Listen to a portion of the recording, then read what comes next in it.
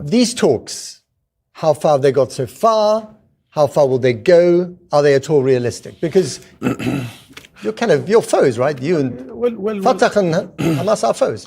No, these talks are not about Fatah and Hamas. These talks are about the Palestinian people. These talks about ending the genocide in Gaza. These talks about giving a way forward. So it is indeed a positive development. And the idea is that the Palestinian state, represented by the PLO, despite the Netanyahu veto over this, would entrust a technocratic committee made of professionals that will provide for our people, and the catastrophic situation, the unprecedented human suffering. So at least we pass this hurdle of who takes over in Gaza.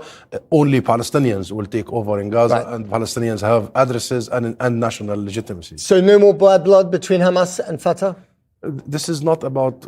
This is about. As you said, it's not about the two of you. No. But you've got to get on with each other, right? To make it work. There is blood here, which is our people's blood being spilled on a minutely basis. Our children, our women, our families, and this is what we need to stop. So this is not about political rivalries or political reconciliation. This is about providing a way forward. This is about telling everybody that Palestinians will only governed by Palestinians, that Gaza is an integral part of the state of Palestine, that the West Bank and Gaza is one territorial entity, and there is one political system, and all other plans are not accepted. But can this committee of technocrats actually run the Gaza Strip, or what's left of it after this? Well, with the help of everybody, yes. Including the Israelis. And with removing Israeli vetoes over, Netanyahu has made it very clear. He doesn't want the Palestinian government to return to Gaza because simply he doesn't want a Palestinian state to emerge. Again, he does not want to unify Palestinian occupied territory and people, nor give legitimacy to the political system. Nonetheless, the legitimacy of the Palestinian national institutions come only from the Palestinian people, not Netanyahu. And it's the only legitimate entity that will have to be in charge of our people everywhere. And the only thing that can happen in the day after of stopping this Israel's genocide is Palestinian national institutions taking care of our people. And this is also what the Saudis have been saying very openly, what we just heard from the Qatari Foreign Ministry. This is what the rest of the Arab world wants. This is what much of Europe wants. But what about the United States under Donald Trump? You have in Mike Huckabee, a new ambassador to Israel from the United States, who doesn't even believe Palestinians exist, who doesn't call it the West Bank, he calls it Judea and Samaria. Well, we will have to tell him that, hello, we exist, and not only we exist now, we have existed for millennia. But is he going to listen? And we are the cradle. And will Trump tell him to listen? We will make him listen. And we are the cradle of civilizations. We are the birthplace of Christianity, a vivid, rooted nation. But this is not just about one nominee. But President Trump, elect during the election campaign, promised that he wants to stop the killings and the carnage, and he wants to bring peace to the Middle East.